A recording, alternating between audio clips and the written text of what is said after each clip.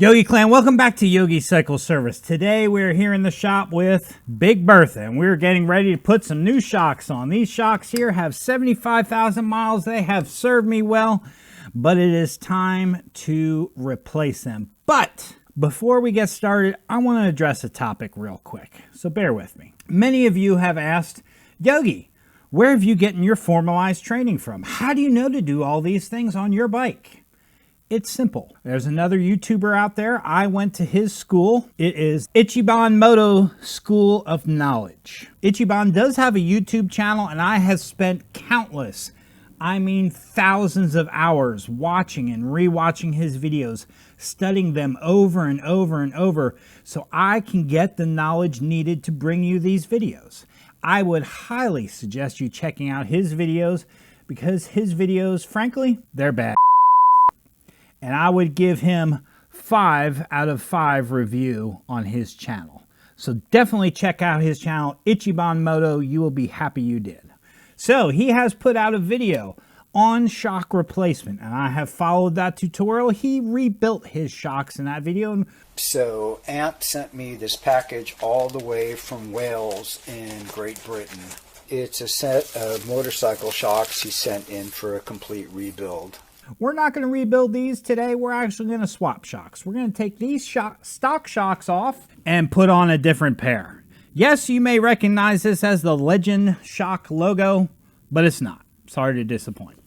Actually, in this box is a set of progressive shocks. Now, these are used shocks, but they have about, maybe about 1,000 miles on them. So we're actually going to take these off, and since these are still relatively new, we're going to put these shocks here on the bike.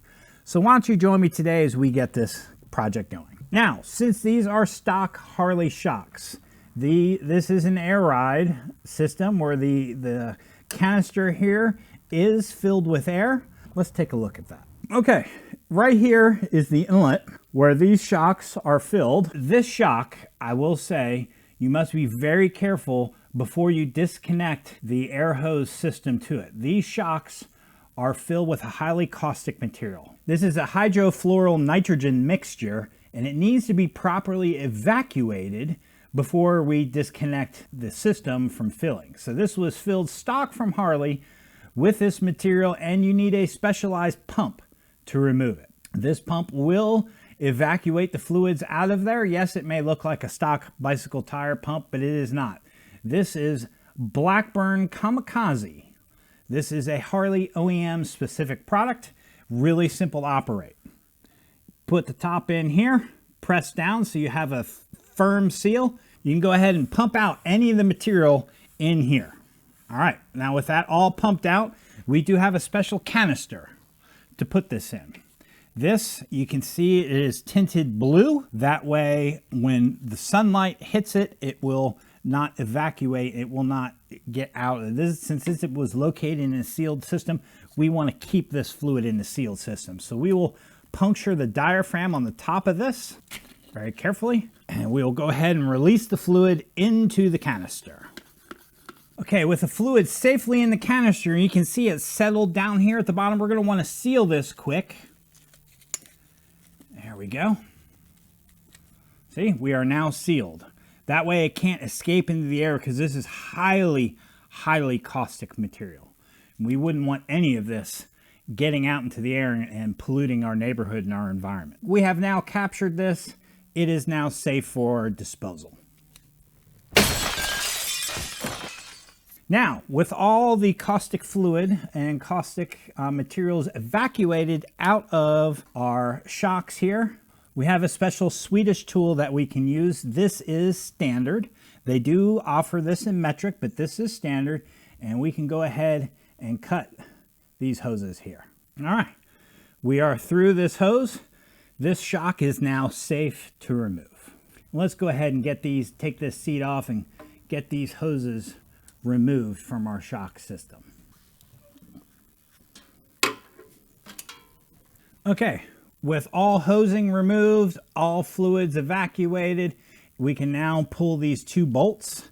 We have our pullers. This is standard, and they also have these in metric, complete, if you look, with rubber tips to protect your chrome on both the standard and metric size. Today, since this is a Harley, we'll be using standard. So let's go ahead and get these bolts taken off.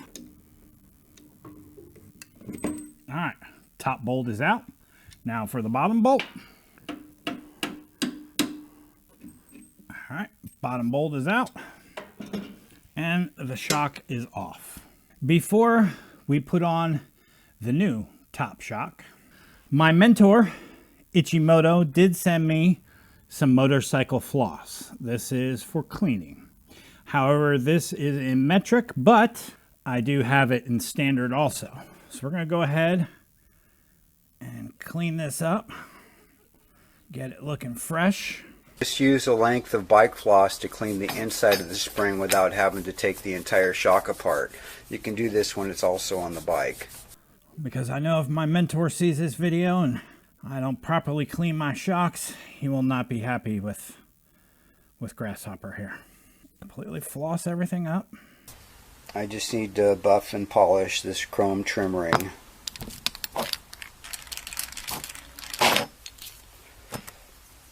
Badass. Okay, now with that clean, we are ready to reinstall. So prior to reinstallation, we do want to make sure we put some Loctite on our bolt because we don't want these bolts to work themselves free. So we're going to put 2.375 drops on here. 1, 2, and 375. 0.375. There you go. So now this is ready to go. Get our top bolt in first.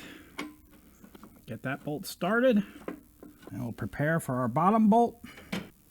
Again, 2.375 drops. 1, 2.375. There we go. All right, so now that we have these preliminary just put in place to hold them, you do want to tighten those to 15 nanometers tightness. Torque. Get a good bite on it this way with our chrome saving tips. And there we go. 15 nanometers accomplished. Now, to make sure that these bolts do stay in place, Ichiban, my master, also sent me a lock nut kit. Guaranteed, the green is guaranteed to add 5 horsepower, but this is also, unfortunately, in metric variety. So, we are going to use it. We have one that is black instead of green. Green will add 5 horsepower, black will add 10 horsepower. It is 5 out of 5 rated, bad. And all we're going to do is wrap it out of the back, catch the front of the bolt like that, snip off the end, and we're good to go. Badass. Now, this shock does have preload. I believe it is set on the first setting. We can use this spanner wrench. I'm going to go ahead and put it on the 3rd setting. Let's go to the other side. There you go, Yogi Clan. It's that simple. Make sure, last tip, make sure your preload is set the same on both sides so you get a consistent ride. It is all done. So I really want to thank Ichiban Moto, 5 out of 5. He's bad. Thank you for joining Yogi Clan. I hope you enjoyed this video as much as I did. And we got some new progressive shocks put on Bertha here. I will catch you on the next video. Peace. 5 out of 5 Ichiban Moto stickers. Badass.